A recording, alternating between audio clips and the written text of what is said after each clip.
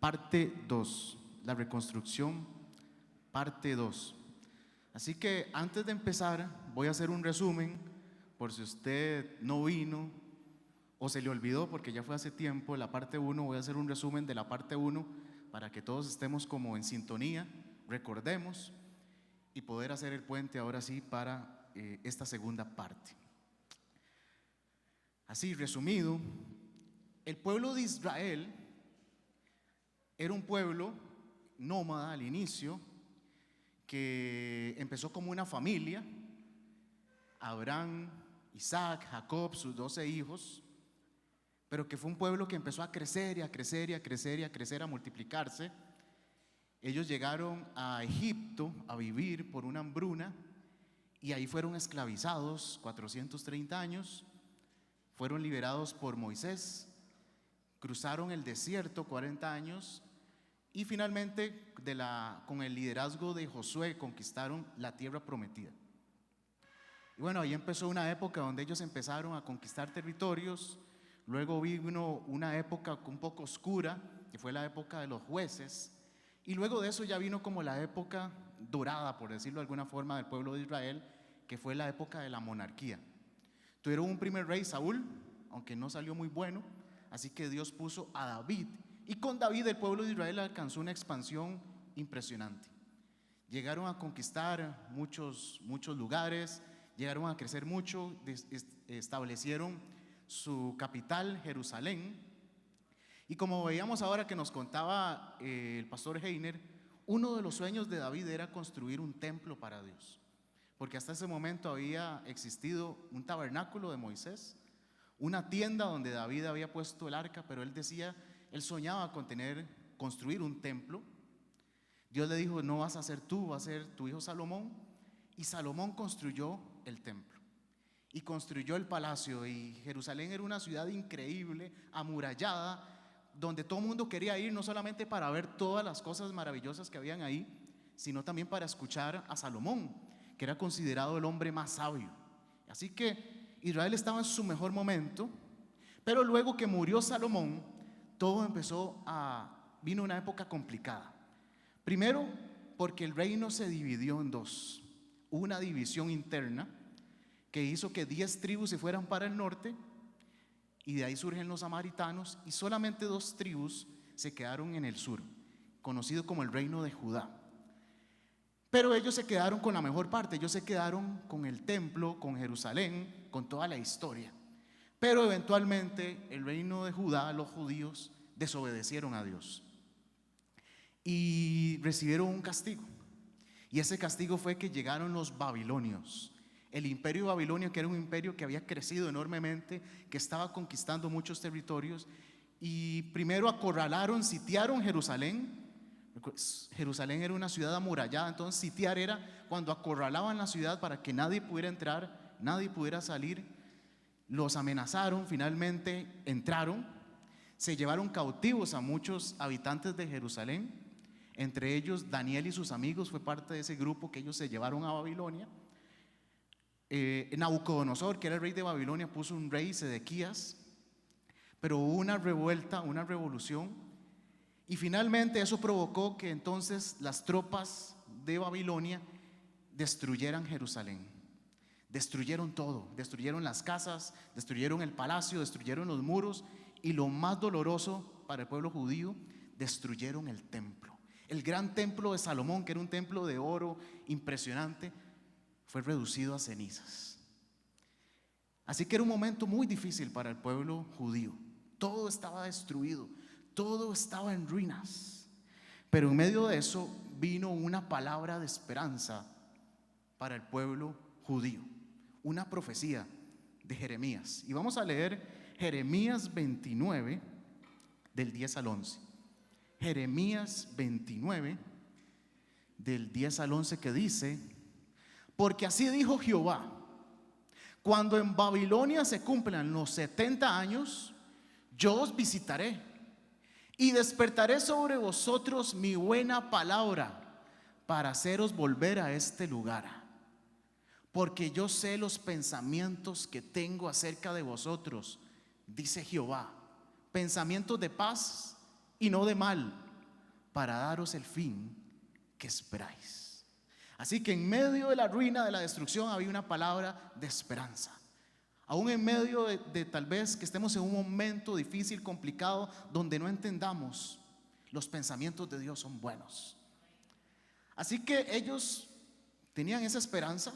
Pasaron los 70 años. Y entonces ya cuando pasaron los 70 años, ya no era el imperio babilonio el que gobernaba, era el imperio persa. Y entonces el rey de Persia, Ciro, hizo un decreto para que los judíos que estaban en el cautiverio volvieran a Jerusalén. Y aquí es donde empieza un proyecto, el proyecto de la reconstrucción de Jerusalén, que tenía 3 fases. Entonces vamos a repasar un poco. Voy a pedirle a mis amigos que me pongan la presentación. La reconstrucción ya viene. Y entonces la reconstrucción estaba dividida en 3 fases. Era un proyecto de 3 fases. La primera era la reconstrucción del templo, que estaba a cargo de Zorobabel. Él era el líder de esa fase. Luego la segunda parte, que es la que vamos a ver hoy, estaba a cargo de Esdras, que venía a traer de nuevo la ley de Dios al pueblo. Y la fase final del proyecto era la reconstrucción de los muros, que estuvo a cargo de Nehemías. Así que hoy lo que vamos a ver es la fase 2. Pero como ustedes me caen bien, voy a seguir repasando la parte 1. Así que en la parte 1 lo que vimos fue que el pueblo volvió a Jerusalén y empezó la reconstrucción del templo. Y quiero que leamos Esdras 3, del 1 al 2. Porque la pregunta es: ¿qué fue lo primero que reconstruyeron? ¿Qué fue lo primero que se reconstruyó cuando ellos volvieron a Jerusalén? Vamos a leer entonces Esdras 3, del 1 al 2. Y dice: cuando llegó el mes 7º, y estando los hijos de Israel ya establecidos en las ciudades, se juntó el pueblo como un solo hombre en Jerusalén. Entonces se levantaron Jesúa, hijo de Josadac, y sus hermanos los sacerdotes, y Zorobabel, hijo de Salatiel, y sus hermanos, y edificaron el altar del Dios de Israel para ofrecer sobre él holocaustos, como está escrito en la ley de Moisés, varón de Dios. Lo primero que se reconstruyó fue el altar. Fue lo primero, no los muros, no las paredes, el altar. Porque aquí hay un principio muy importante, y es de que así como el pueblo de Judá, así como Jerusalén quedó reducido a ruinas y fue destruido y necesitó ser reconstruido, así nos va a pasar a nosotros en nuestra vida. Muchas veces vamos a ver derrumbarse cosas en nuestra vida. A veces es nuestra salud, a veces son nuestras finanzas, a veces son relaciones, a veces es familia. Muchas cosas se pueden venir abajo en nuestra vida y vamos a necesitar reconstruir algo en nuestra vida. Ahora, construir es difícil, pero reconstruir es aún más difícil. Porque construir implica esfuerzo, implica sacrificio, implica inversión de tiempo, de recursos, de dinero.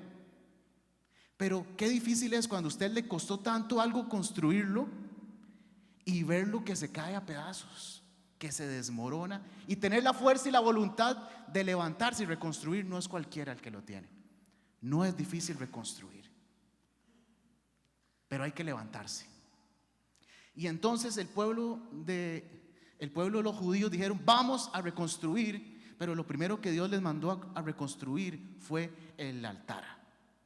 Porque lo primero que nosotros tenemos que reconstruir en nuestra vida empieza desde adentro. Dios trabaja desde adentro. Y lo primero que tenemos que reconstruir es nuestro altar, nuestra vida espiritual. Porque muchas veces la ruina, la destrucción en nuestras vidas viene por nuestras malas decisiones. Porque hemos descuidado nuestra vida espiritual, porque hemos dejado a Dios de lado de nuestra vida, hemos vivido de nuestra manera. Y eso es lo que muchas veces hace que venga ruina y destrucción a nuestra vida. Y lo primero que tenemos que reconstruir es nuestra vida espiritual, nuestra relación con Dios. Nosotros ahora somos el templo de Dios. Y no podemos ser un templo con un altar destruido, en ruinas y apagado. Nuestro altar tiene que estar bien. Ahí es donde tiene que empezar la reconstrucción, desde adentro.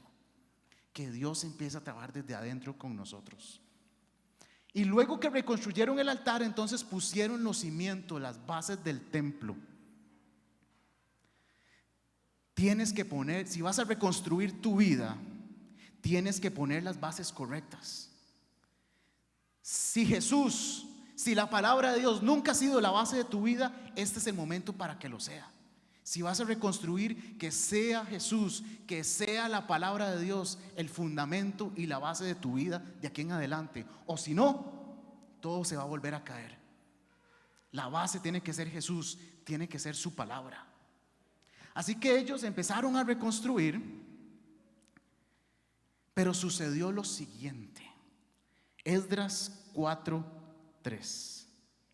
Esdras 4:3. Dice, porque lo que sucedió fue que ellos estaban reconstruyendo y llegó mucha gente a ayudar. Gente buena y gente mala. Llegaron lobos vestidos de ovejas, que llegaron a donde ellos estaban construyendo y les dijeron: queremos ayudarles. Y entonces Zorobabel muy sabiamente les dijo: voy a consultar un momento. Fue a consultar, y cuando volvió a darles la respuesta, les dijo esto. Les dice: Zorobabel, Jesúa y los demás jefes de casas paternas de Israel dijeron: no nos conviene edificar con vosotros casa a nuestro Dios, sino que nosotros solos la edificaremos a Jehová Dios de Israel, como nos mandó el rey Ciro, rey de Persia. No nos conviene edificar con ustedes. Aquí hay un principio muy importante. Primero, usted no puede reconstruir su vida solo. Muchas reconstrucciones en la vida de las personas fracasan porque quieren reconstruir sus vidas solos, sin la ayuda de nadie. Pero no podemos reconstruir nada en nuestras vidas nosotros solos. Necesitamos de Dios y necesitamos de otras personas. Pero no todo el mundo te conviene.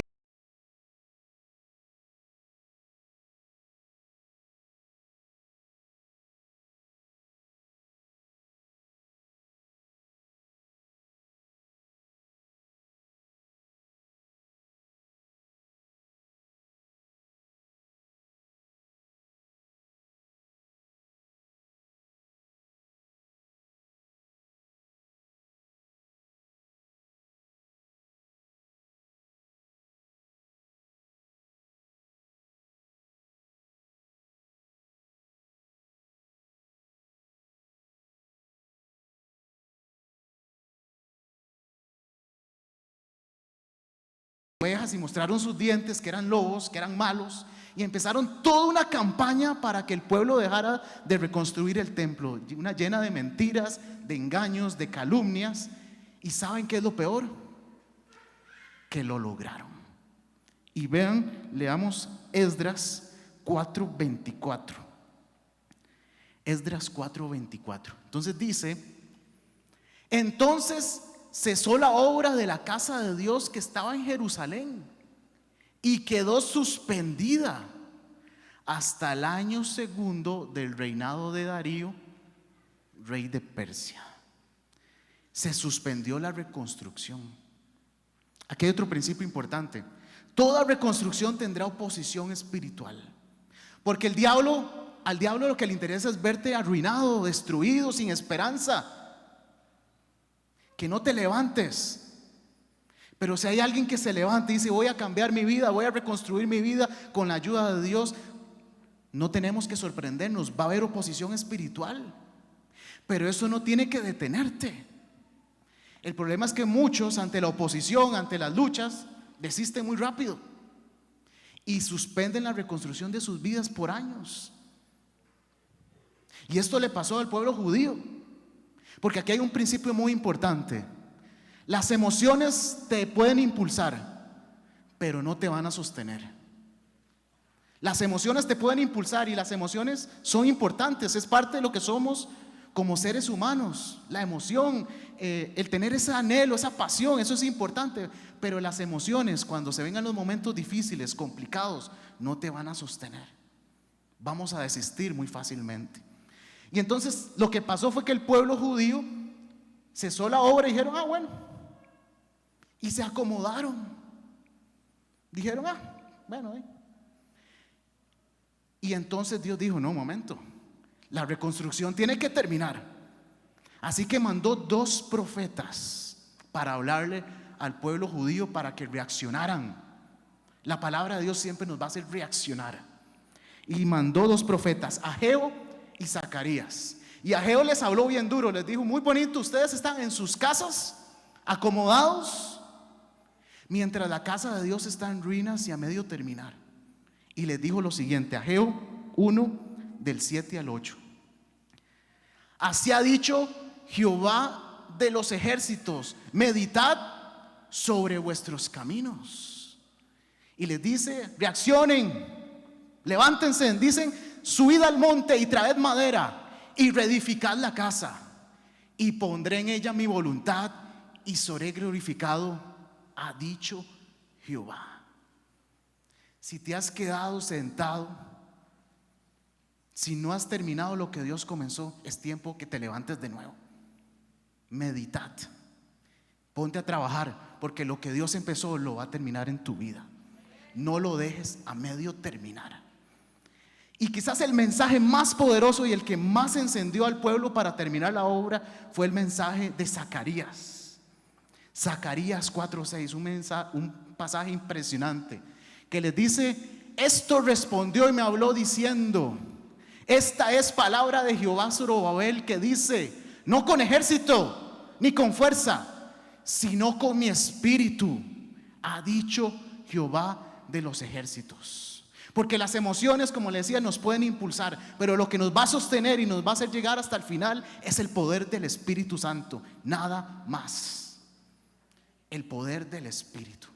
Así que ellos, impulsados por esa palabra, por el poder del Espíritu, dijeron, vamos a terminar la reconstrucción del templo. No es posible que dejemos esto así. Así que a pesar de la oposición y todo lo que había, se levantaron y reconstruyeron el templo. Y veamos el momento, Esdras 6, del 14 al 15.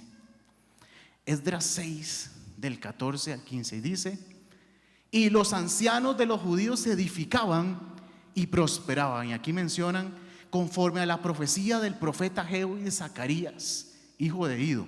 Edificaron pues y terminaron por orden del Dios de Israel y por mandato de Ciro, de Darío y de Artajerjes, rey de Persia. Esta casa fue terminada el 3er día del mes de Adar, que era el 6º año del reinado del rey Darío. Esta casa fue terminada. Dios va a terminar lo que comenzó contigo. Aunque estabas en ruinas, aunque estabas en destrucción, aunque no había esperanza, Dios va a terminar la obra. Así que todo en este momento parecía que estaba muy bien. Al fin, aunque costó mucho y tomaron muchos años, el templo estaba reconstruido. Y aquí es donde entra en escena nuestro amigo Esdras. Y aquí ya entramos a la segunda parte. Esdras. Y quiero que leamos Esdras 7, del 1 al 6. Esdras 7, del 1 al 6. Porque aquí entra Esdras con la fase 2 del proyecto de reconstrucción. Pasadas estas cosas, en el reinado de Artajerjes, rey de Persia, Esdras, hijo de Seraías, hijo de Azarías, hijo de Hilcías, hijo de Salum, hijo de Sadoc, hijo de Agitob, y era hijo de todo el mundo, hijo de Amarías, hijo de Azarías, hijo de Merayot, hijo de Seraías, hijo de Uz, hijo del Buque, oiga, no, hijo de Abisúa, hijo de Fines, hijo de Eleazar, hijo de Aarón, primer sacerdote, era descendiente de Aarón.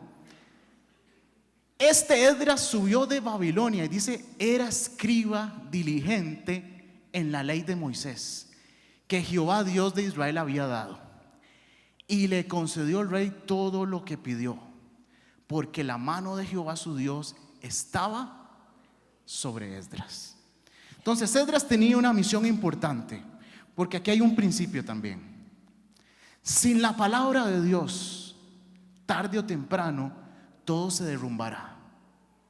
Sin la palabra de Dios, tarde o temprano, todo se va a derrumbar. Así que Esdras sabía, entendía por mandato de Dios que la reconstrucción del templo no era suficiente.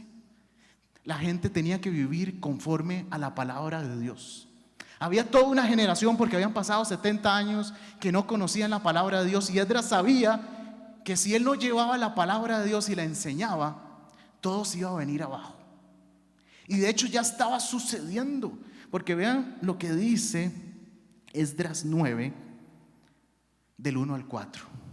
Llega Esdras todo contento y le llegan estas noticias. Dice: acabadas estas cosas, los príncipes vinieron a mí diciendo: el pueblo de Israel y los sacerdotes y levitas no se han separado de los pueblos de las tierras, de los cananeos, heteos, fereceos, jebuseos, amonitas, moabitas, egipcios y amorreos, y hacen conforme a sus abominaciones, porque han tomado de las hijas de ellos para sí, para sus hijos, y el linaje santo ha sido mezclado con los pueblos de las tierras, y la mano de los príncipes y de los gobernadores ha sido la primera en cometer este pecado. Cuando oí esto, dice Esdras, rasgué mi vestido y mi manto, y arranqué pelo de mi cabeza y de mi barba, y me sentí angustiado en extremo. Y se me juntaron todos los que temían las palabras del Dios de Israel a causa de la prevaricación de los del cautiverio. Mas yo estuve muy angustiado hasta la hora del sacrificio de la tarde. Oiga, llega Esdras a Jerusalén y le dicen: le tenemos noticias. La gente sigue haciendo lo mismo de antes. Están cometiendo los mismos pecados. No se han alejado de lo que hacían. Y Esdras dice: ¿cómo? Estaba indignado. Dice que se arrancó los pelos de la cabeza y de la barba. Yo no podría hacer ni lo uno ni lo otro. Dichoso. Pero entonces Esdras dice: no puede ser. Pero ¿cómo, si vengo llegando, cómo me van a decir esto? Dios mío. Porque de nuevo, querido hermano, si la palabra de Dios no es la base de tu vida, si no reconstruyes con el fundamento de la Biblia, todo se va a venir abajo tarde o temprano, muy rápido muchas veces. Y uno lo ve. Hay gente que dice: reconstruí mi vida, reconstruí mis finanzas, estaba quebrado, pero ya salí de mis problemas. Pero si no vive conforme a la palabra de Dios, muy rápidamente va a estar otra vez en deudas. Y gente que pasa en esos círculos viciosos toda la vida. Entra en una deuda, sale, entra en otra peor, se sale, entra en otro peor. O está en una relación tóxica, se sale, entra en otra, se sale, entra en otra relación tóxica. Está en un vicio, lo deja, vuelve a caer en el vicio, lo deja, y pasa en eso. Porque hasta que no vivas conforme a la palabra de Dios, nunca vas a salir de eso. Y ninguna reconstrucción va a ser exitosa y se va a derrumbar hasta que vivas de acuerdo a la palabra de Dios. Así que Esdras entendía que era necesario, para que la reconstrucción fuera exitosa y sostenible, que él tenía que enseñar la palabra de Dios al pueblo judío. Y vean qué bonito, y aquí es donde nos vamos a centrar, lo que dice la Biblia acerca de Esdras y su relación con la Biblia, la palabra. Vamos a leer Esdras 7:10. Esdras 7:10. Dice: porque Esdras había preparado su corazón para inquirir la ley de Jehová y para cumplirla, y para enseñar en Israel sus estatutos y decretos. Este pasaje me encanta. Dice: Esdras preparó su corazón. Para que la Biblia realmente sea algo real, efectivo, transformador en nuestra vida, tenemos que preparar nuestro corazón. Ahora, aquí hay varios principios importantes y aquí esto se va a empezar a poner interesante. La preparación, prepararse para cualquier cosa requiere dos elementos: conocimiento y el valor que le damos a algo o a alguien. Me explico. Si yo les digo a ustedes, prepárense, lo primero que ustedes me van a preguntar: ¿y para qué? Con toda razón, porque necesitamos saber para qué nos vamos a preparar. Eso es lo primero. Pero también el grado, la intensidad en que nos vamos a preparar para algo va a depender del valor que le demos a eso. Porque alguien puede decir, bueno, es un examen de 10 puntos nada más. Ahí me la juego el día antes, la madrugada. Pero si le dijeran, ese examen vale todo su año, de eso depende entrar a la universidad, ¿verdad? Ahí sí no se prepararía probablemente el día antes. Se prepararía con más intensidad, con más seriedad. Entonces, dependiendo del conocimiento y del valor que le demos a algo, así nos vamos a preparar. ¿Y por qué digo esto? Porque lamentablemente muchos no leen la Biblia, muchos no preparan su corazón porque no le dan el valor a la palabra de Dios que merece. Porque es una contradicción decir que yo valoro, que yo amo la palabra de Dios y no la leo nunca. Es una contradicción.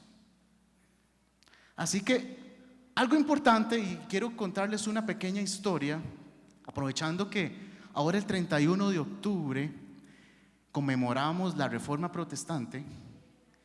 Quiero hablarles un poquito de la historia de la Biblia en español, para que realmente valoremos lo que tenemos y entendamos lo privilegiados que somos. ¿Están listos?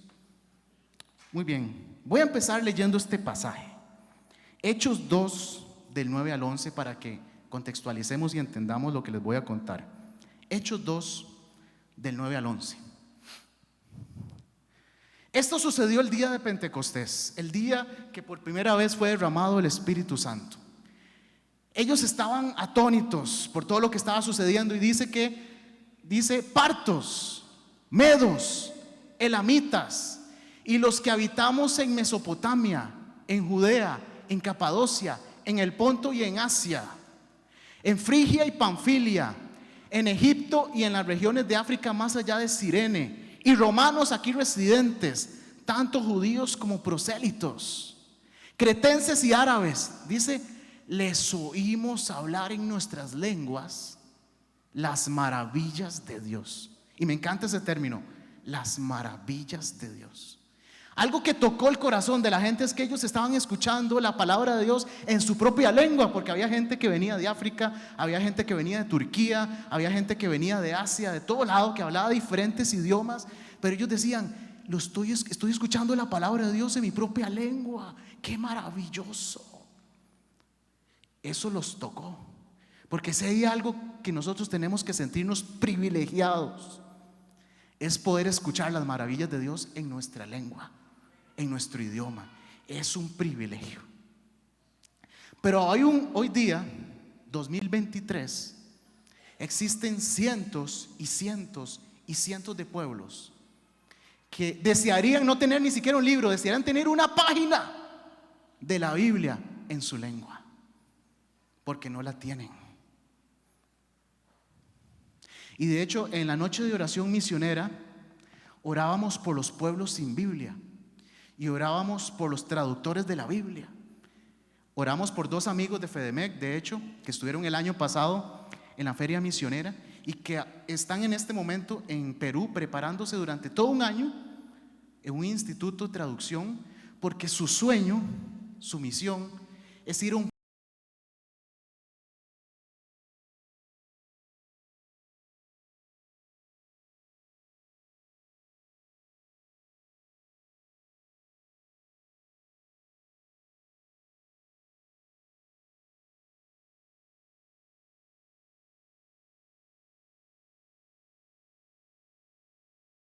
instituto más grande de traducción de la Biblia en este momento es el Instituto Wycliffe.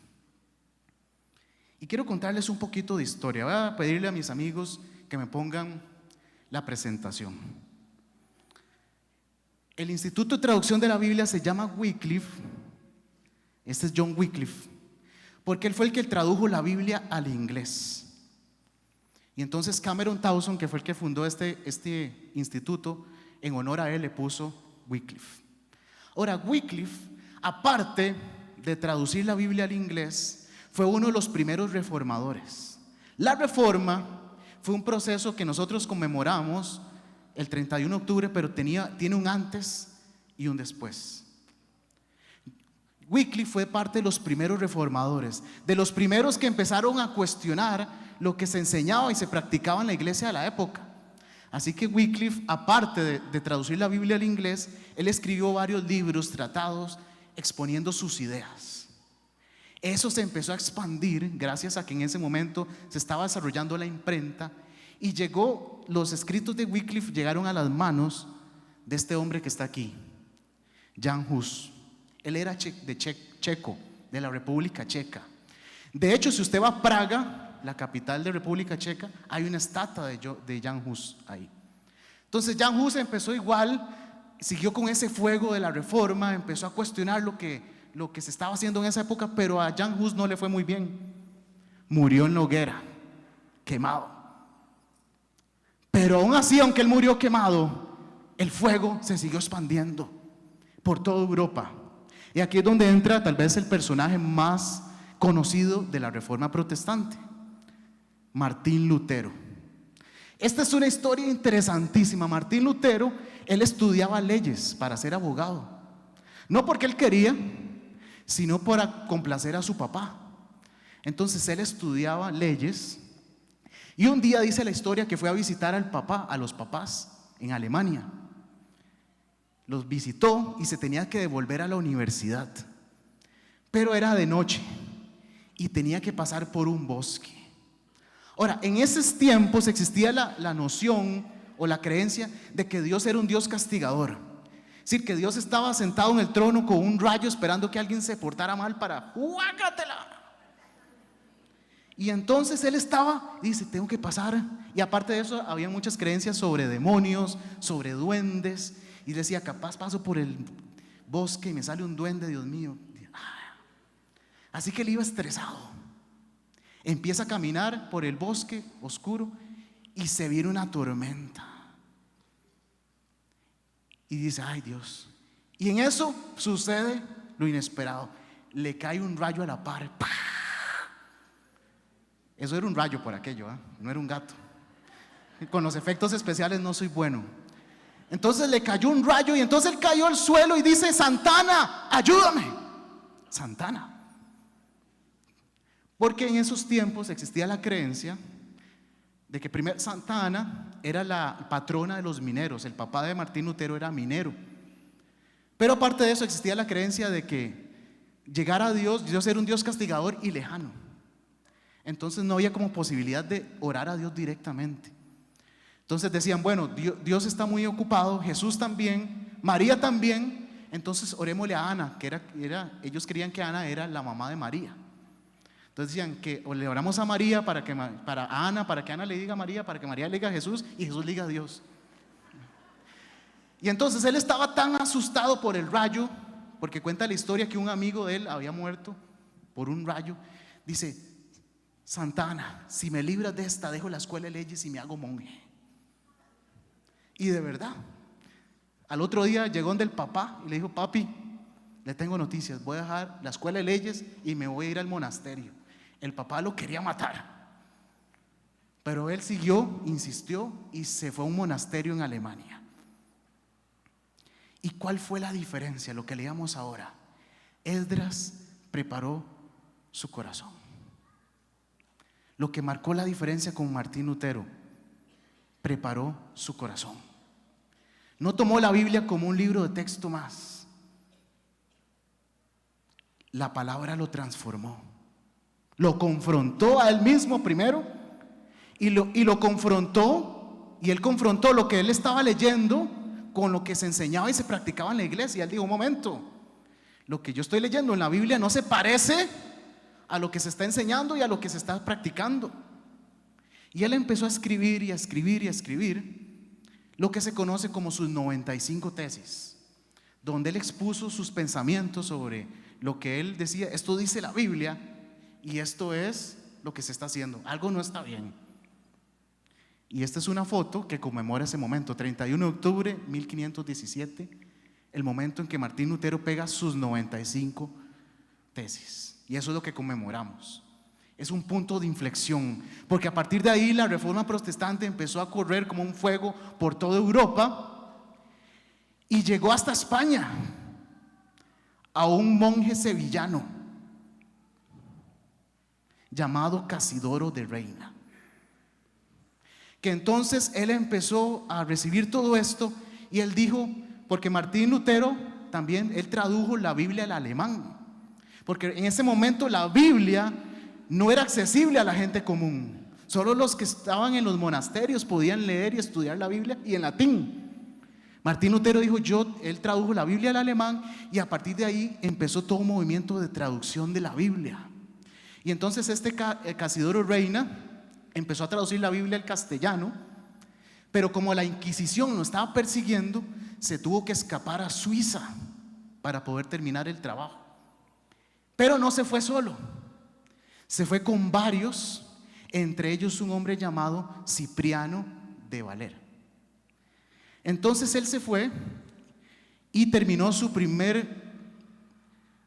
versión de la Biblia al castellano, que le llamó la Biblia del oso, porque tenía un oso en la portada, como ven ahí, tomando miel.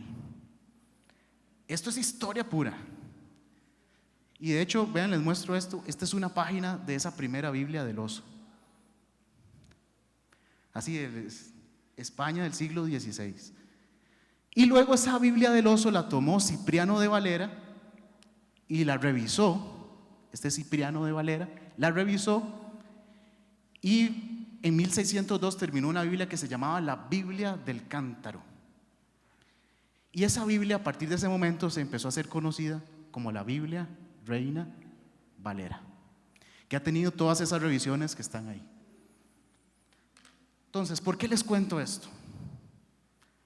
Usted y yo somos privilegiados de poder leer y escuchar las maravillas de Dios en nuestra lengua, porque esto costó vidas, esto costó sangre, esto costó el esfuerzo de años de muchos. Y a veces nosotros simplemente tomamos la Biblia. No, hay una serie en Netflix, después. Somos privilegiados de tener la Biblia en nuestro idioma, de tener diferentes versiones, de tenerla en el celular, en el libro, en la tableta, en la computadora, donde sea. No podemos ser indiferentes, tenemos que darle el valor a lo que tenemos.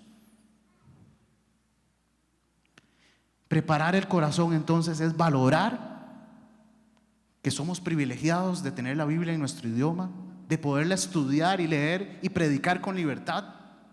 Preparar nuestro corazón también es ser humildes, de que Dios, cada vez que voy a leer la Biblia, entender que no es un libro de texto más que estoy leyendo, es la palabra de Dios. Que tengo que estar dispuesto a que Dios haga lo que tenga que hacer conmigo, porque la Biblia a veces te va a hacer reír, pero a veces también te va a hacer llorar. A veces Dios te va a animar, pero también a veces Dios te va a confrontar y te va a disciplinar con su palabra. Y tienes que preparar tu corazón para que sea lo que sea que Dios vaya a hacer contigo, tenga un corazón dispuesto, una actitud correcta. También dejar todas las ideas incorrectas que han habido, por las que muchos no leen la Biblia. Es que me voy a volver loco si leo la Biblia. Es que es muy difícil, muy complicada entenderla. Usted y yo tenemos un maestro las 24 horas del día, los 7 días de la semana. Es el Espíritu Santo. Él te va a enseñar todas las cosas. Así que no le tengas miedo a la Biblia. Y dice, y Esdras preparó su corazón para inquirir la palabra. Inquirir. A veces inquirir se traduce como estudiar, a veces se traduce como meditar, como reflexionar. Pero inquirir también tiene un sentido. Por ejemplo, David en el Salmo 27, él decía: una cosa ha demandado Jehová, estar todos los días en la casa de Jehová, contemplar la hermosura de su santidad e inquirir en su templo. Es decir, David decía: yo quiero estar en todo lado, yo quiero verlo todo, yo quiero experimentarlo todo. Inquirir tiene que ver también como ser como un niño. Un niño no quiere perderse nada. Un niño lo pregunta todo. Un niño lo quiere saber todo. Un niño quiere ir más allá, no se conforma simplemente con lo que le digan, él quiere ir más allá. Así tenemos que ser con la Biblia. Vivir todo lo que la Biblia nos ofrece para experimentar en nuestra vida. No conformarnos con simplemente: voy a leer la Biblia para que ese pastor Jorge me deje molestar. No se trata de eso.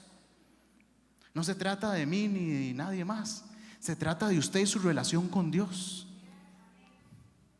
Así que prepare su corazón, tenga expectativa cada vez que va a leer la palabra de Dios, una actitud correcta. Y dice también, Esdras preparó su corazón para inquirir la ley de Dios, dice, y para cumplirla. De nada sirve. Usted puede tener un doctorado en Biblia y teología, pero si usted no cumple, no obedece, no aplica la palabra de Dios, no sirve para nada. Se trata de estar dispuesto a obedecer la palabra de Dios, a cumplirla. En el contexto que veíamos, si quieres reconstruir tu vida, vas a tener que empezar a obedecer y a vivir conforme a la palabra de Dios, si no todo se va a derrumbar de nuevo.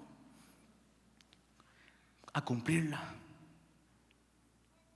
Y finalmente dice, para enseñarla. Y enseñar la Biblia no implica necesariamente un púlpito, no implica necesariamente una pizarra o estar frente a un grupo. La mejor enseñanza de la Biblia es tu propia vida. Cuando vives conforme a la palabra de Dios y otros lo ven y ven tu ejemplo, esa es la mejor enseñanza. Así que la historia de Esdras todavía le falta un pedacito, y de hecho se va a entrecruzar con la historia de Nehemías, y cuando Nehemías llega a reconstruir los muros. Pero eso lo veremos en la tercera.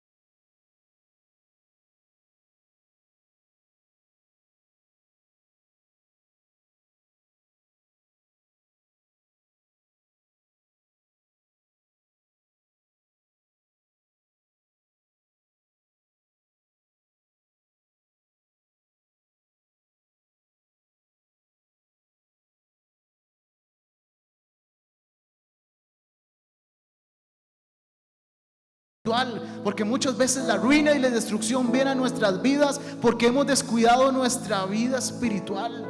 Nosotros somos el templo de Dios ahora, y no podemos ser un templo con un altar destruido, descuidado y apagado.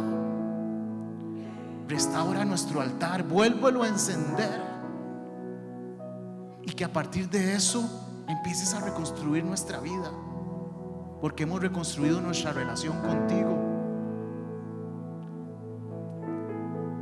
Que pongamos las bases correctas, como hizo Zorobabel y los que reconstruyeron el templo. Si Jesús y la palabra de Dios nunca ha sido la base de nuestra vida, el fundamento de nuestra vida, que lo sea hoy para muchos, para todos, de aquí en adelante. Que aprendamos a discernir, como lo hizo Zorobabel, de que no todos nos convienen en nuestra vida, porque hay gente que nos va a ayudar a edificar nuestra vida, pero hay gente que va a traer ruina y destrucción si siguen a la par nuestra. Ayúdanos a discernir, a seleccionar, a poner límites. Señor, también te pedimos que aunque haya oposición, que aunque haya momentos difíciles, que no nos detengamos, porque el que comenzó la buena obra en vosotros la perfeccionará hasta el día de Jesucristo. Que no suspendamos la obra indefinidamente, que sigamos hasta el final, entendiendo que no lo podemos hacer solos, entendiendo que no lo podemos hacer en nuestras fuerzas. Es con el Espíritu Santo el que nos va a sostener y nos va a llevar hasta el final, el que va a hacer que la obra se termine. Y como hemos aprendido hoy, que la palabra de Dios sea la que nos sostenga de aquí en adelante, porque sin la palabra de Dios, tarde o temprano, todo se derrumbará.